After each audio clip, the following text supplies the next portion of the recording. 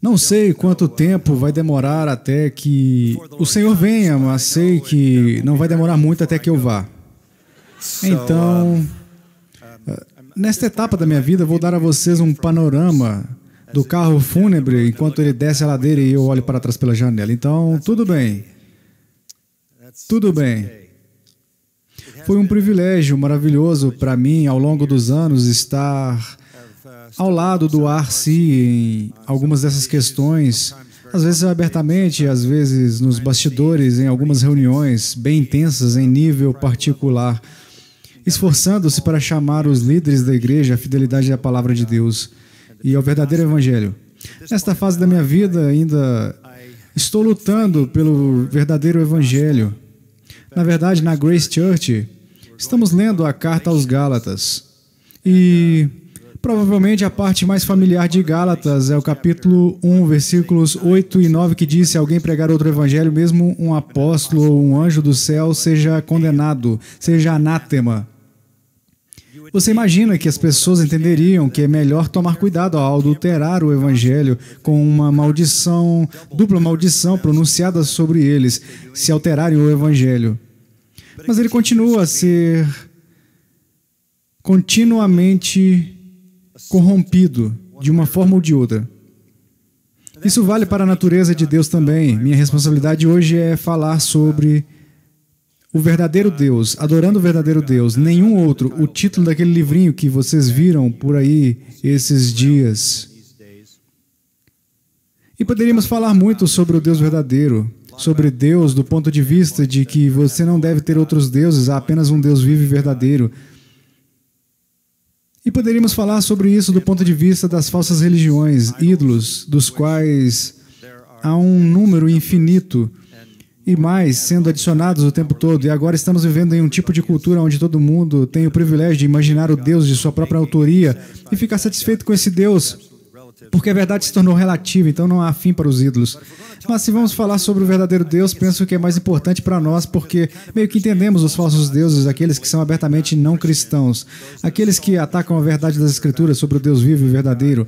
Creio que é mais importante entendermos como Deus está sendo mal representado dentro do cristianismo, dentro da chamada igreja. Essas ameaças são devastadoras e, apesar da maldição pronunciada sobre aqueles que adulteram o evangelho, há até dentro da igreja. E Paulo, você se lembra, escreveu para crentes. Ele escreveu para os crentes que não perderão a sua salvação, pois isso é impossível. Mas, na verdade, eles estão se desviando do verdadeiro evangelho. O que isso significa? Eles creram que foram salvos por ele, mas deram brecha para a adulteração desse evangelho, o que põe em questão a eficiência e eficácia do seu ministério como igreja no mundo. Se eles não entendem o evangelho corretamente, então as pessoas não estão ouvindo a única mensagem que pode salvá-los. Eles perderam o próprio chamado que tinham na igreja. Eu penso muito sobre o Deus pop do movimento evangélico. Ele é um ídolo. Na verdade, há diversas formas de deuses pop no evangelicalismo. Existem diversos ídolos. E eu quero falar um pouco sobre isso e quero falar sobre isso usando Atos 17 como referência. Então, se vocês abrirem a Bíblia no capítulo 17 de Atos, eu peço que abram no versículo 16 para baixo. E veremos um pouco desse texto à medida que avançamos na mensagem. Mas este é Paulo em Atenas. E seu espírito estava sendo provado dentro dele, versículo 16, enquanto ele observava a cidade cheia de ídolos. Novamente, há diversos ídolos. Mas os mais perigosos são aqueles ídolos que encontram espaço na igreja evangélica. Podemos citar o falso deus do catolicismo romano, podemos falar sobre o falso deus do catolicismo romano, podemos falar do falso deus do mormonismo, mas quero falar um pouco sobre o falso deus que finge ser o verdadeiro Deus cristão. Este Deus carece de poder supremo. Ele tem boas ideias e intenções. De fato, luta para vê-las realizadas. Mas Satanás apresenta grandes obstáculos para este Deus. ele o atrapalha em seus esforços. Satanás produz problemas, guerras, conflitos, desastres, dor, sofrimento e morte.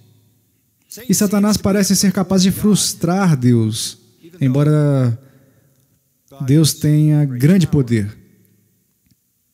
O Deus pop do evangelicalismo hoje também carece de conhecimento. Ele anseia por seu reino, ele tem o desejo de construir seu reino, ele tem o desejo de realizar propósitos de acordo com sua vontade, mas é severamente limitado porque não conhece o futuro. Ele tenta prever o futuro como todo mundo, ele não tem conhecimento dos eventos que ainda estão para acontecer porque você não poderia ter conhecimento de algo que não aconteceu, eles dizem. Então ele não tem mais controle do futuro do que as pessoas, embora seja mais capaz de reagir ao que acontece do que todo mundo.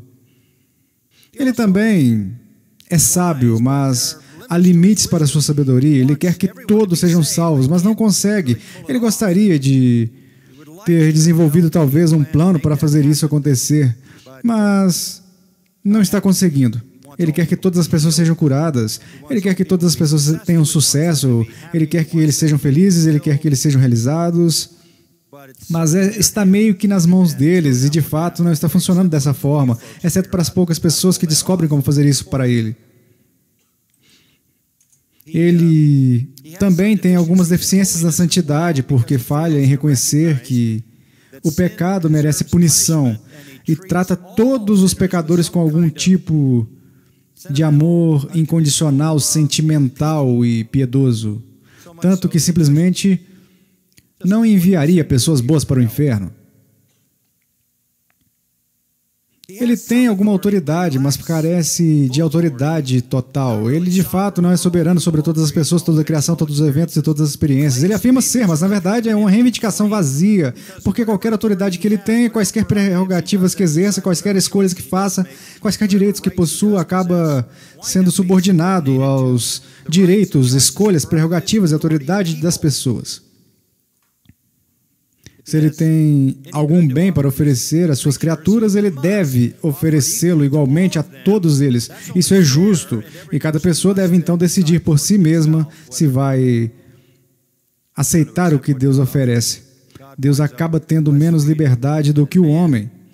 Pelo menos o homem pode escolher o que quer. Deus quer as coisas, mas não pode realizá-las. Ora, isso é uma espécie de Deus inventado no pensamento evangélico contemporâneo. Essa é uma imagem assustadoramente blasfema do verdadeiro Deus. O verdadeiro Deus é perfeito em poder, em conhecimento, em sabedoria, em santidade, em autoridade. E amplamente existe um tipo de blasfêmia inserido na estrutura do assim chamado cristianismo que faz um ídolo, como acabei de descrever, roubar o lugar do Deus vivo e verdadeiro.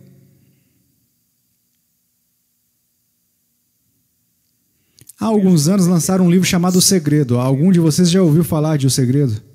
Rhonda Byrne vendeu milhões de cópias. Muitos citam, entre aspas, pessoas cristãs compraram esse livro. É baseado no panteísmo pagão. Todas as coisas são uma com Deus. Somos luz, somos eu sou, somos a verdade. De alguma forma somos Deus. O apelo é que todos nós temos em nós o poder divino de criar a nossa própria vida. Isso, obviamente, não é o que está dizendo em Isaías 42:8. Eu sou o Senhor, este é o meu nome. A minha glória, pois, não a darei a outrem, nem a minha honra às imagens de escultura. No entanto, isso é exatamente o que esse livro faz. Basicamente diz que todos nós somos Deus, em um grau ou outro. Então, teve um livro mais recentemente transformado em filme por William Young, chamado A Cabana. Este livro basicamente reuniu a teologia dominante do curandeirismo, da riqueza e prosperidade do nosso tempo. Diz que o poder criativo está em suas próprias palavras, que a energia sobrenatural está em você, está em sua boca. Você pode determinar a vida que deseja. Se não me engano, é baseado em algum tipo de princípio teológico chamado lei da atração, de que seus pensamentos e suas palavras atraem a realidade. Eles possuem poder criativo. Então é assim que funciona. Aqui estão as etapas que você deve seguir. Número 1, saiba o que deseja. Número 2, acredite que você vai conseguir. Número 3, visualize o cumprimento. Número 4, determine em voz alta e você o atrairá e literalmente criará a sua própria realidade. Em A Cabana diz que sempre funciona, com todas as pessoas, basta fazer o seu pedido e é seu.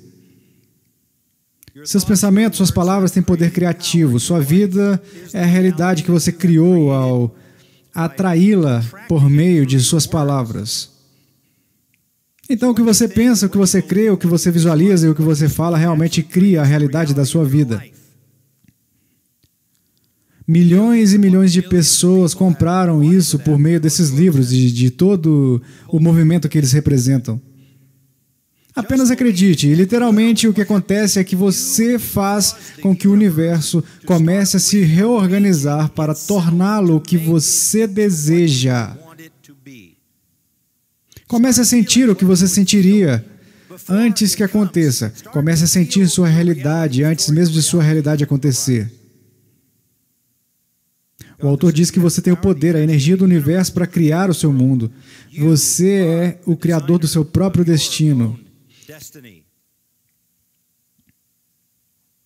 O resultado é o que você escolher.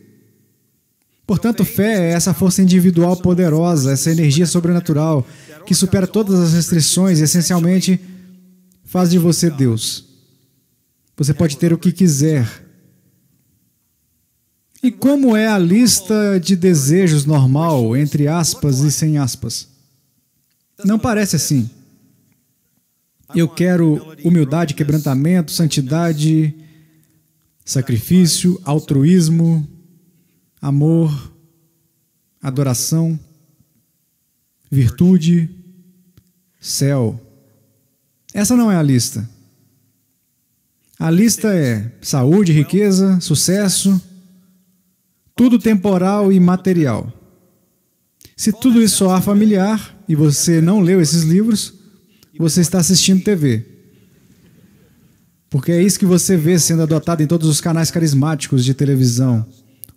O engano pragmático dos artistas espirituais do esquema fraudulento na palavra fé do Evangelho da Prosperidade, no movimento Determine e Reivindique. Quem está no topo fica rico porque é assim que o esquema funciona, às custas de todas as pessoas abaixo deles, que desistiram do pouco que têm para comprar uma mentira. Eu tenho que dar a vocês mais uma consideração, porque é o maior nome desse mundo, Joel Osteen.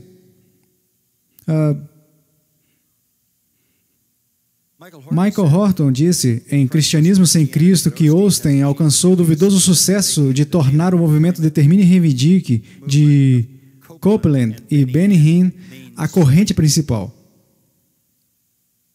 Como o resto, Joel Osteen é um religioso pagão. Ele é um legalista, quase panteísta. Pelo menos é assim que ele fala. Jesus Cristo é uma nota de rodapé para satisfazer os críticos. Os homens se salvam pelo poder da fé. É o que ele diz em seu livro definitivo, Sua Melhor Vida Agora. E a propósito, isso só é verdade se você for para o inferno. Só quero fazer esse comentário.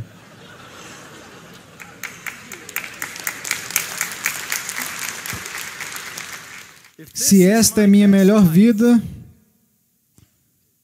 não diz muito sobre o meu futuro. Ouça o que Joel Osteen diz. Se você se desenvolver, estou citando, se você desenvolver uma mentalidade de sucesso, saúde, abundância, alegria, paz e felicidade na Terra, nada será capaz de te roubar essas coisas. Aqui está outra citação. Todos nós nascemos para a grandeza terrena. Você nasceu para vencer. Você nasceu para ser um campeão. Deus quer que você viva em abundância. Ele quer dar a você os desejos do seu coração. Antes de sermos formados, Ele nos preparou para vivermos uma vida abundante, para sermos felizes, saudáveis e completos. Mas quando o nosso pensamento se desvia disso, ele não está mais alinhado com a palavra de Deus. Aqui está outra citação. Tenha um pensamento positivo e Deus realizará seus desejos. Ele o considera uma pessoa forte, corajosa e bem-sucedida. Você está a caminho de um novo nível de glória.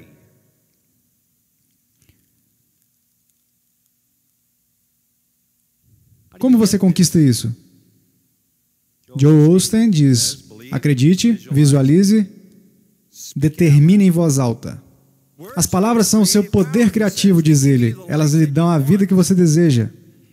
Outra citação: amigo, há um milagre em sua boca. Isaías discorda disso. A oração de Joel Osteen é esta, e cito a seguir: ó Deus, graças te dou pelos favores. Isso lembra Lucas 18 e a oração do fariseu. Outra citação: sei que esses princípios são verdadeiros, porque funcionaram para mim e minha esposa. Agora entendi. Claro, você está no topo da pirâmide corrupta. O Senhor até provê para nós, citando, uma vaga perfeita para estacionar no shopping. Aqui está a boa notícia, a teologia por trás desse pensamento. Cito, Joel Osteen: Deus já fez tudo o que tinha que fazer, a bola está com você.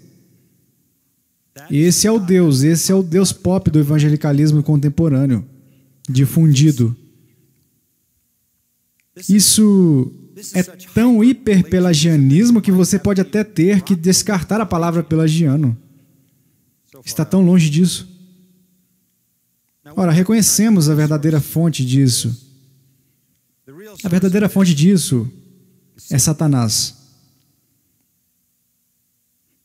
Eu conheci Costi Hinn, sobrinho do Benny Hinn, e ele estava dando uma entrevista outro dia e perguntaram a ele: por que essas pessoas estão nesse negócio?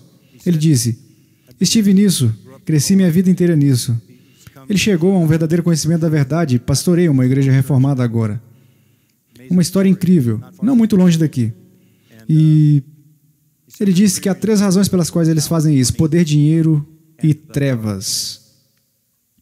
Essas são as suas palavras exatas: poder, dinheiro e trevas. Eles são instrumentos das trevas, porque o que eles estão prometendo é exatamente o que Satanás ofereceu a Cristo em Mateus 4. Exatamente. A concupiscência da carne, a concupiscência dos olhos e a soberba da vida. 1 João 2. Por que todos esses falsos profetas são tão bem-sucedidos? Por que Satanás é tão bem-sucedido nessa farsa? Porque todas as tentações oferecidas estão de acordo com o coração caído, corrupto, egoísta, orgulhoso e perverso dos pecadores. Eles oferecem ao pecador o que o pecador quer. Este é o falso cristianismo do inferno. Sem compreensão bíblica de Deus, sem compreensão bíblica do homem, sem compreensão bíblica do pecado, sem reconhecimento da depravação total e etc. Eles criaram um ídolo que é uma abominação total.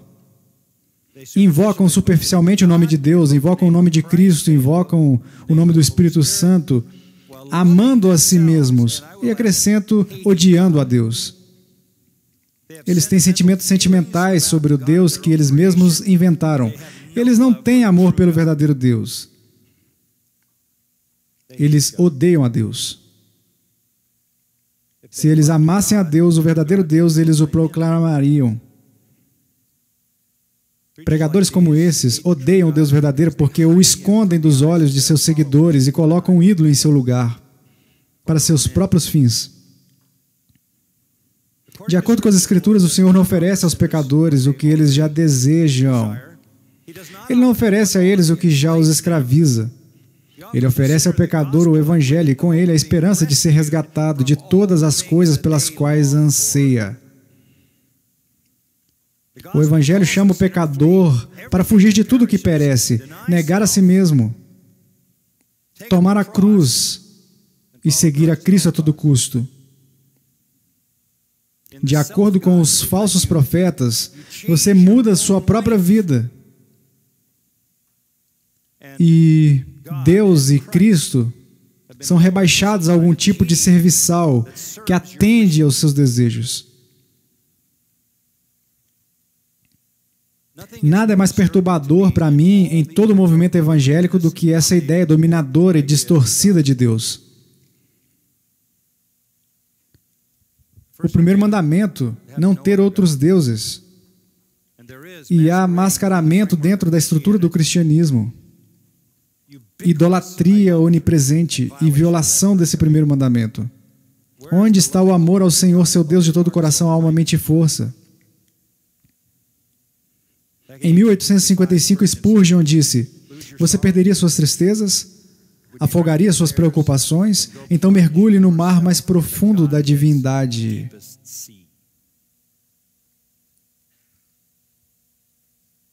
O verdadeiro conhecimento de Deus é tudo. Você deve conhecer e adorar o verdadeiro Deus. Eu não posso ficar muito tempo dando essas ilustrações. E eu quero voltar para a Escritura, apenas ouça isto.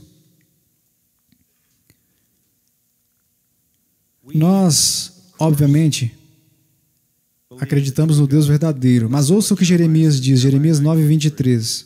Assim diz o Senhor: não se glorie o sábio na sua sabedoria, nem o forte na sua força, nem o rico nas suas riquezas, mas o que se gloriar, glorie-se nisto, em me conhecer. Este é o fundamento de tudo. Que eu sou o Senhor e faço misericórdia, juízo e justiça na terra, porque destas coisas me agrado. O temor do Senhor é o princípio da sabedoria e o conhecimento do santo é prudência. Provérbios 9:10. Conhecer a Deus é absolutamente tudo. O propósito do homem é conhecer a Deus, o Deus verdadeiro e vivo, e desfrutá-lo para sempre.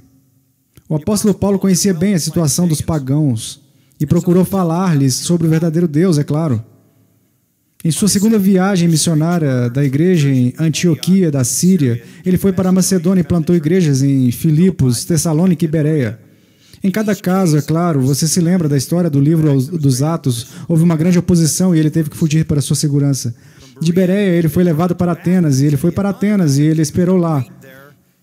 Talvez de maneira particular, até que Timóteo e Silas pudessem se juntar a ele. É aí que começamos, em Atos 17:16. Veremos que Paulo estava esperando. Ele estava esperando por Timóteo e Silas. Ele estava sozinho em Atenas, observando a cidade cheia de ídolos, e seu espírito se revoltava dentro dele. Ele não tolerava ídolos.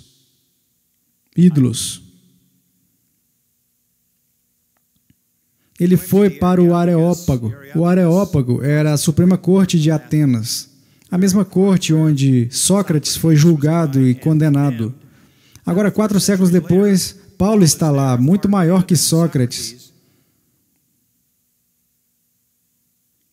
Esse local oferecia um lar para quase todos os deuses no vasto panteão do paganismo mediterrâneo. Quase todos os edifícios públicos eram ao mesmo tempo um santuário para um deus. A casa de registro, por exemplo, era um templo para a mãe dos deuses. A casa do conselho, um templo para Apolo e Júpiter. O teatro foi consagrado a Baco, o deus da embriaguez e da devassidão. A Acrópole, ponto focal da cidade, era uma coleção de esculturas de divindades. A importância de Atenas dificilmente poderia ser exagerada. Foi a cidade de Sócrates, Platão, a cidade adotiva de Aristóteles, Epícoro, Zenão, muitos outros nomes famosos da história grega. A escultura, a literatura, as orações da Atenas dos séculos 4 e 5 nunca serão esquecidas. Com tudo isso, Atenas era uma mistura de tirar o fôlego com design arquitetônico. Você ainda pode ver um pouco disso nas ruínas, um espetáculo natural, montanhas e mar, gênio artístico, uma visão de esplendor em mármore e ouro, o epítome da realização humana e repleto de religião. Mas era tudo um monumento ao homem e à falsa religião. Para aquela grande cidade vem Paulo. Ele é odiado, ele está sozinho. Ele é perseguido, ele é caçado.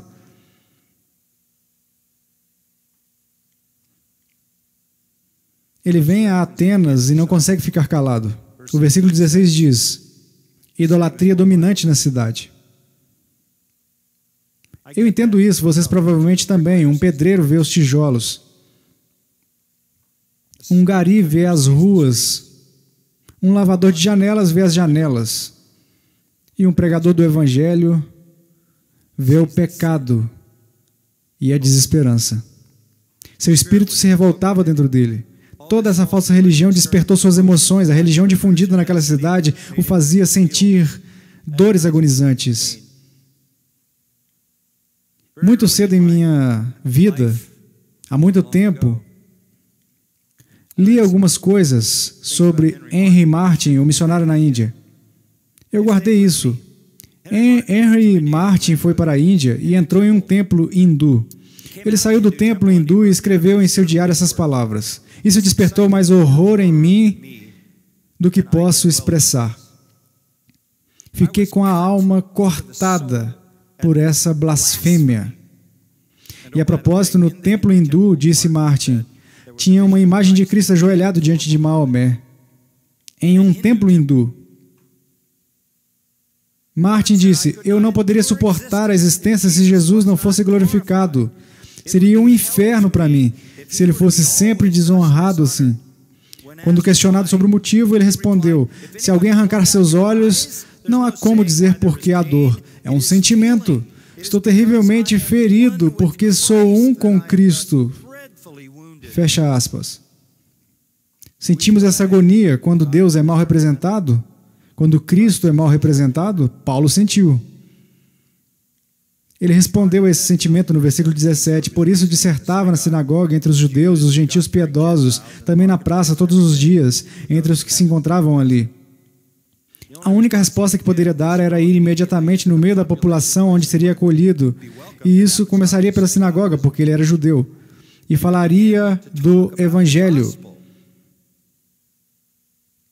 Obviamente, ele foi tratado com desprezo. Versículo 18. E alguns dos filósofos epicureus e estoicos contendiam com ele, havendo quem perguntasse, que quer dizer esta tagarela? E outros parecem pregador de estranhos deuses, pois pregava a Jesus e a ressurreição. Então, tomando-o consigo, o levaram ao Areópago, dizendo, poderemos saber que nova doutrina é essa que ensinas? Então, os epicuristas não gostam disso. Epicuro, 340 anos antes de Cristo, um famoso filósofo de Atenas, acreditava que tudo acontecia por acaso. A morte era o fim absoluto da existência. Isso é uma forma de materialismo. Não há vida após a morte, acreditavam os epicuristas, e assim, você apenas vive sua vida ao máximo, porque o prazer é o principal objetivo da vida. Seque e morra. Os estoicos, mais ou menos na mesma época, vieram de Zenão, o filósofo, chamado de estoicos por causa de estoa, que era uma palavra para o pórtico no qual Zenão ensinava em Atenas. Eles acreditavam que tudo era Deus, uma crença panteísta, tudo era determinado pelo destino. E, de vez em quando, eles diziam, o mundo se desintegra e começa tudo de novo. A alma é única e cada pessoa deve cuidar de sua própria alma. É daí que vem o Invictus de Henley. Eu sou o capitão do meu destino, sou o mestre da minha alma. Eles não gostaram do que o apóstolo Paulo estava dizendo, obviamente era totalmente contrário à filosofia deles. Isso levou à zombaria, onde eles disseram, que quer dizer esse tagarela? Isso é literalmente, quem é esse linguarudo? Do que ele está falando? Ele é como um pardal nesta área, catando sementes aleatórias que estão caídas no chão. Este também era um termo usado para mendigos que entravam em lugares públicos como aquele, percorriam o mercado e recolhiam os restos de lixo. O tipo de ser que vivia no nível mais baixo, com base nos limites de sua própria inteligência.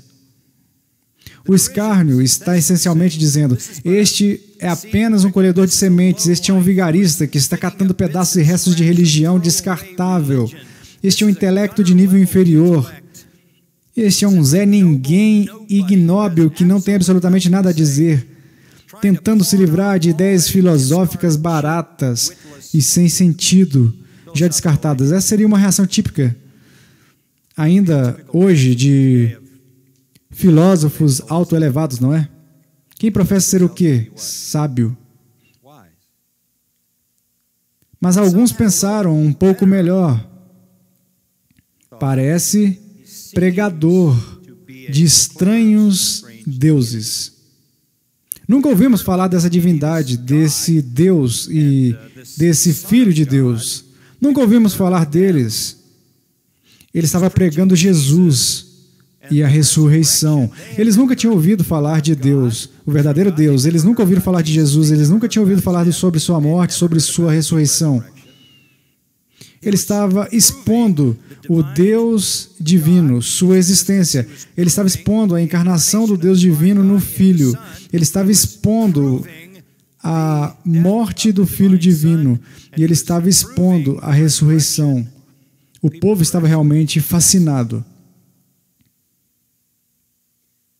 Ficaram animados com a novidade, em vez de se ofenderem como os epicuristas e os estoicos.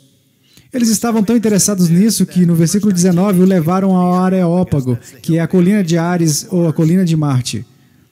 E naquela colina convocou uma Suprema Corte de 30 membros em Atenas. Eles o levaram para cima a fim de elevá-lo para onde eles pudessem alcançar a maioria das pessoas da elite avaliando este novo ensinamento.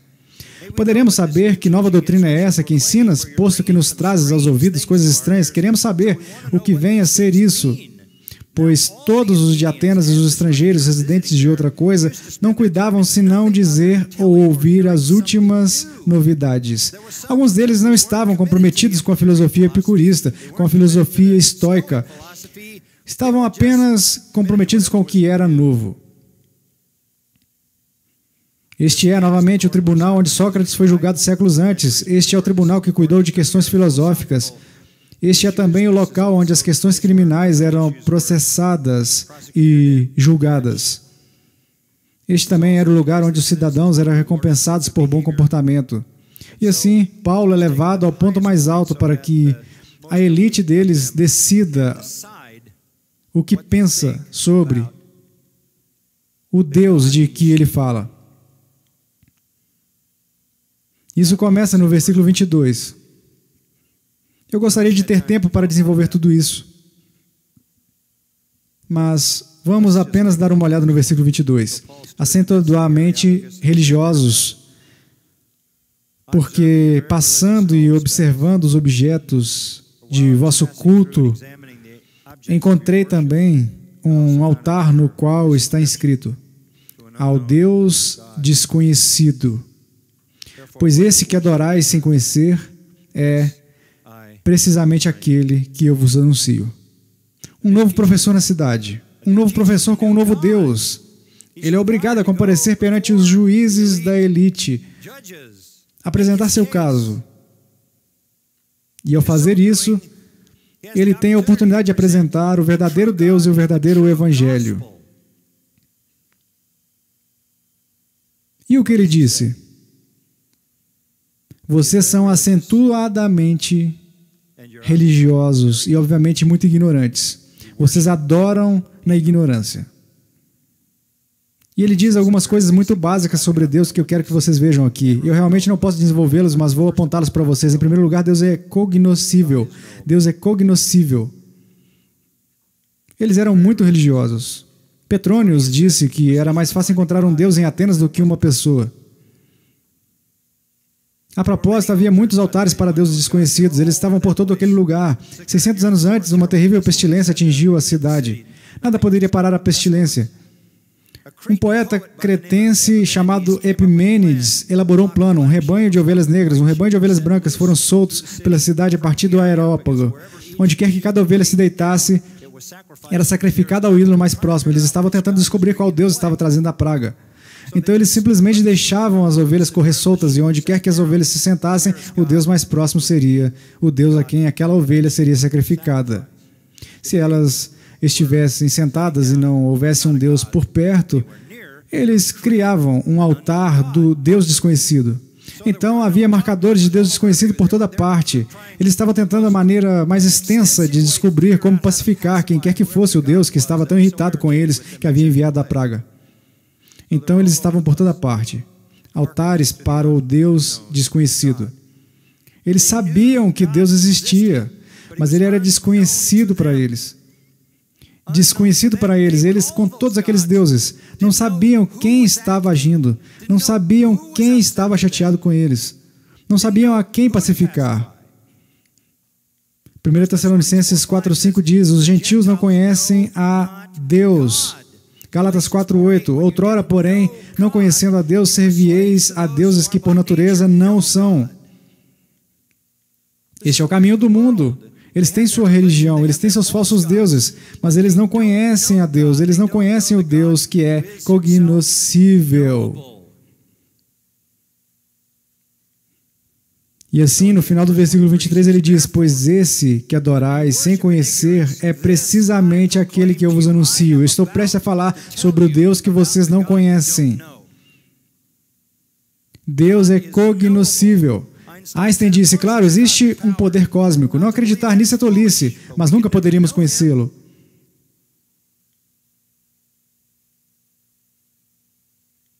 Deus é desconhecido para o mundo, Deus é desconhecido para aqueles fora do seu reino, mas ele pode ser conhecido. Então Paulo diz isto: ele não é identificado por nada material, ele é Espírito Eterno. Versículo 24. Pois esse que adorais sem conhecer é precisamente aquele que eu vos anuncio. O Deus que fez o mundo e tudo o que nele existe, sendo ele o Senhor do céu e da terra, não habita em santuários feitos por mãos humanas, nem é servido por mãos humanas, como se de alguma coisa precisasse, pois ele mesmo é quem a todos dá vida, respiração e tudo mais. De um só fez toda a raça humana para habitar sobre toda a face da terra, havendo fixado os tempos previamente estabelecidos e os limites da sua habitação, para buscarem a Deus, se porventura, tateando, o possam achar, bem que não está longe de cada um de nós, pois nele vivemos e nos movemos e existimos, como alguns dos vossos poetas têm dito, porque dele também somos geração. Sendo, pois, geração de Deus, não devemos pensar que a divindade é semelhante ao ouro, à prata ou à pedra, trabalhados pela arte e imaginação do homem. Então ele diz que Deus é cognoscível e Deus é o Espírito Eterno. Ele não é algo que você cria. Ele começa dizendo, como o Espírito Eterno, ele é o Criador, o Deus que criou. Ele é o dono, o Senhor do céu e da terra. Ele é transcendente, não habita em templos feitos por mãos. Ele é o sustentador de tudo o que ele fez. Ele dá vida e respiração a todas as pessoas e todas as coisas. Ele não precisa de nada. Ele é o soberano. Versículo 26. De um só fez toda a raça humana para habitar sobre toda a face da terra, havendo fixado os tempos previamente estabelecidos e os limites da sua habitação. Em outras palavras, ele é o soberano sobre todas as pessoas. Ele tem em seu controle o destino dos homens e das nações. Este é o Deus verdadeiro, o Deus que vocês não conhecem. Ele é iminente. Para buscarem a Deus, se porventura tateando, possam achar, bem que não está longe de cada um de nós, pois nele vivemos e nos movemos e existimos, como alguns dos vossos poetas têm dito, porque dele também somos geração. Ele se fez visível, ele está em sua criação. Ele não é apenas visível como Criador, mas ele vive em sua criação. Ele é a teoria de tudo que Stephen Hawking não consegue encontrar. Ele mantém todas as coisas juntas por seu próprio poder, de uma maneira invisível e não perceptível a qualquer exame científico. Salmo 145, 18. Perto está o Senhor de todos os que invocam, de todos os que o invocam em verdade. Ele é transcendente e imanente. Deus é cognoscível. Você pode conhecer o Criador, o dono, o governante, o sustentador de toda a vida. Ele é transcendente, o Espírito Eterno infinitamente maior do que sua criação e fora dela, mas ao mesmo tempo vivo dentro dela e próximo de todos que desejam conhecê-lo. Mas você deve deixar seus ídolos e vir para o verdadeiro Deus.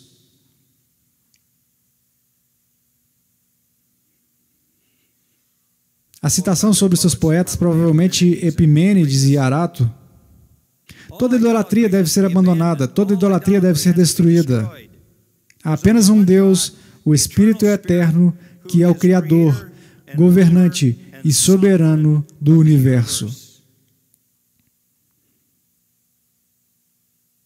Então Paulo diz, ele falou, ele é conhecível, ele é transcendente, ele é iminente.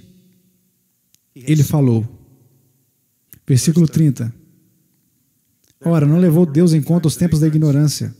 Agora, porém, notifica aos homens que todos em toda parte se arrependam. Deus falou. Falou em sua revelação natural. Mas mais importante, ele falou na revelação das Escrituras. E neste ponto, por meio dos apóstolos. E qual é a sua mensagem?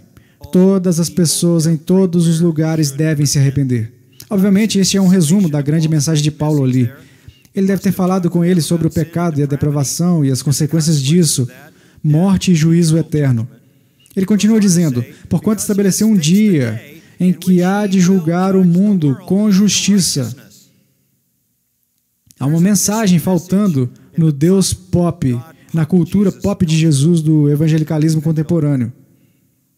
Quando o Espírito Santo se move no mundo, ele convence o mundo do pecado, da justiça e do juízo. Palavras que são propositalmente excluídas do vocabulário de muitos falsos pregadores. Desde o dilúvio, 2.500 anos antes, Deus não havia atingido a terra com um juízo maciço. Ele não tinha feito isso como nos dias de Noé, quando destruiu toda a raça humana, com exceção de 8 pessoas. Deus tolerou pacientemente a rejeição dos pecadores a ele e reteve o juízo. Mas durante o tempo em que ele reteve o juízo, os homens acumulam ira para o dia da ira. Romanos 2. Isso não significa que o pecado não tem efeito. Ele trouxe a morte e o inferno a todos os pecadores, mas não houve julgamento especial desde o dilúvio. Mas Deus agora está declarando aos homens que é melhor eles se arrependerem, porque o dia do juízo está vindo. E sabemos quem é o juiz, porque Deus provou quem era seu juiz ao ressuscitá-lo dentre os mortos. Naquele monte, ele pregou o Evangelho, pediu arrependimento imediato. E a única esperança era ver a ira de Deus removida por meio da fé naquele que morreu e ressuscitou. Ele deve ter dito mais, porque o versículo 32 diz, quando ouviram falar de ressurreição de mortos, uns escarneceram e outros disseram, a respeito disso te ouviremos noutra ocasião. A essa altura, Paulo se retirou do meio deles. Houve, porém, alguns homens que se agregaram a ele e creram. Entre eles estava Dionísio, o Areopagita, uma mulher chamada Dâmaris, e com eles outros mais. Está vindo um juiz e um julgamento. É melhor vocês se arrependerem. O julgamento está vindo. Ele provou quem é o juiz e o Salvador, pela ressurreição de Cristo dentre os mortos. A resposta é previsível. Alguns zombam, alguns adiam e alguns acreditam. Não mudou muita coisa, não é? Se alguma vez houve um tempo dentro do evangelicalismo em que demos honra a ninguém menos que o verdadeiro Deus, é agora. Porque o evangelicalismo está cheio de ídolos. Pai, somos novamente gratos por sua palavra poderosa, como ela vive, como ela penetra em nossos corações e mentes, como ela nos fala claramente em nosso tempo e em nosso lugar, de nossa responsabilidade. Senhor, somos muito gratos por conhecê-lo, não porque haja algo digno em nós, mas porque você colocou seu amor em nós. em uma escolha sem influência. O Senhor procurou nos redimir. Não tínhamos poder para criar nosso mundo. Não tínhamos poder para mudar nada. Sem esperança, desamparados, fracos, ignorantes, cegos, em trevas e mortos. E Tu nos deu vida. E Tu nos pediu para continuar a adorá-lo em espírito e em verdade. Que Tu restaures a Tua igreja, uma paixão pela verdadeira adoração que pertence a Ti, Pai, Filho e Espírito Santo. Amém.